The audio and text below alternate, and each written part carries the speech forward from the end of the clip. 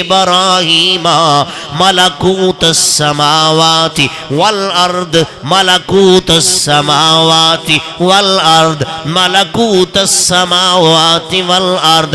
اللہ کریم فرماتا ہے ہم نے جناب ابراہیم کو زمین اور آسمان کی سیر کروائی ہے، انہیں بادشاہی عطا فرمائی ہے۔ زمین و آسمان کی بادشاہی جناب حضرت ابراہیم علیہ السلام کو عطا فرمانے کے بعد اللہ کریم میرے نبی کے بارے میں فرماتا ہے، یعنی حبیب کے بارے میں میرا کریم فرماتا ہے فَكَانَ قَابَ قَوْسَيْنِ أَوْ أَدْنَىٰ۔ ہم نے زمین بھی ابراہیم کو دکھائی ہے، زمین کی ساری رنگینیاں بھی دکھائی ہے، آسمان بھی ابراہیم کو دکھایا ہے، آسمان کی ساری روشنیاں بھی دکھائی ہے، ہم نے جنت بھی دکھائی ہے، کائنات کی عرشیں دکھائی ہے۔ یا اللہ یہ تو بات خلیل کی ہے، ذرا حبیب کے بارے میں بتائیے نا۔ میرا کریم فرماتا ہے حبیب وہ ہے جسے ہم نے صرف کائنات نہیں دکھائی، ہم نے اسے کائنات کے پالنے والا خدا بھی دکھا دیا ہے۔ فَكَانَ قَابَ قَوْسَيْنِ أَوْ أَدْنَىٰ۔ میرا محبوب قریب ہوا، میرا محبوب قریب ہوا۔ معراج کی شب اللہ کریم نے اپنے حبیب کو قریب کر کے بتایا محبوبہ ساری کائنات جناب ابراہیم کو دکھائی ہے، لیکن وہ نہیں دکھایا جس نے کائنات بنائی ہے۔ محبوبہ تو وہ ہے جسے کائنات بھی دکھائی ہے، کائنات کے بنانے والا بھی دکھایا ہے۔ آئیے قرآن کی اگلی آیت پڑھتے ہیں۔ اللہ فرماتا ہے سورۃ الشعراء ہے، میرا کریم فرماتا ہے وَالَّذِي أَطْمَعُ أَن يَغْفِرَ لِي خطیئتی یوم الدین۔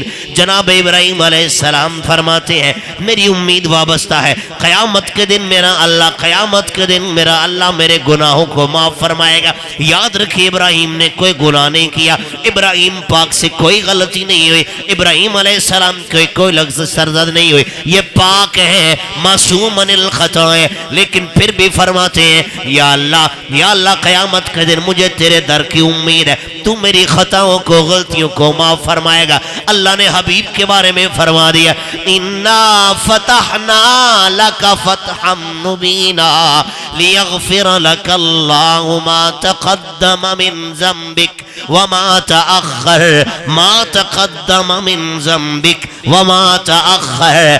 محبوبہ ہم نے تیرے سے پہلے بھی معاف کر دیے، تیرے بعد میں بھی معاف کر دیے۔ اب یہاں پہ مفسرین نے اس بات کا اظہار بھی فرمایا ہے محبوب سے تو غلطی ہوئی کوئی نہیں ہے، محبوب سے گناہ کوئی نہیں ہوا، محبوب نے تو کوئی لغزش نہیں کی، پھر یہ کون سے گناہوں کی بات ہو رہی ہے؟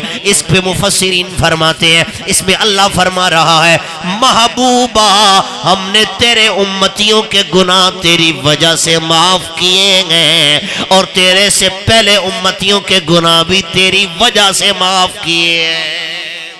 یعنی کائنات میں کسی کو بخشش مل رہی ہے، میرے نبی کے صدقے مل رہی ہے۔ آئیے آخری دو آیات پڑھ کے بات اختتام کی طرف لاتے۔ میرا کریم فرماتا ہے وَلَا تُخْزِنِي یوم یبعثون۔ جناب ابراہیم فرماتے ہیں یا اللہ مجھے روز حشر شرمندہ نہ کرنا، یا اللہ مجھے شرمندہ نہ کرنا، قیامت کے دن مجھے شرمندہ نہ کرنا، مالک مجھے شرمندگی سے بچانا۔ یہ بات خلیل کی ہے۔ ابھی حبیب کی بات سنیے، میرا کریم فرماتا ہے یوم لا یخزی اللہ النبی والذین آمنوا معا۔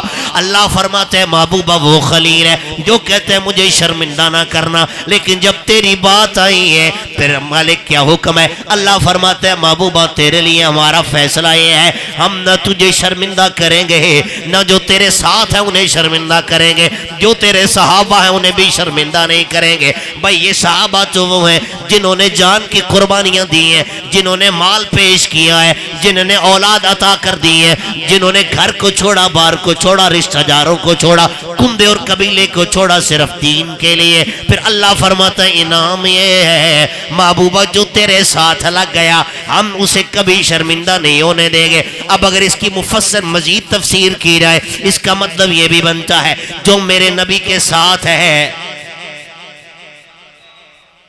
جو میرے نبی کے ساتھ ہے 1450 سال پہلے، جو میرے نبی کے ساتھ رہا، جس کا بچپن میرے نبی کے ساتھ، جس کی جوانی میرے نبی کے ساتھ، جس کا بڑھاپا میرے نبی کے ساتھ، جو ساری زندگی سفر میں حضر میں میرے نبی کے ساتھ رہا، کہیں جلسہ ہو، کہیں مسئلہ ہو، کہیں جنگ ہو، کہیں جنگ و جدل ہو یا کاروبار ہو، کوئی بھی وقت ہو، جو میرے نبی کے ساتھ رہا، اسے ابو بکر کہتے ہیں، اسے صدیق اکبر کہتے ہیں، اسے عائشہ کا بابا کہتے ہیں۔ میرا کریم فرماتا ہے سوڑیا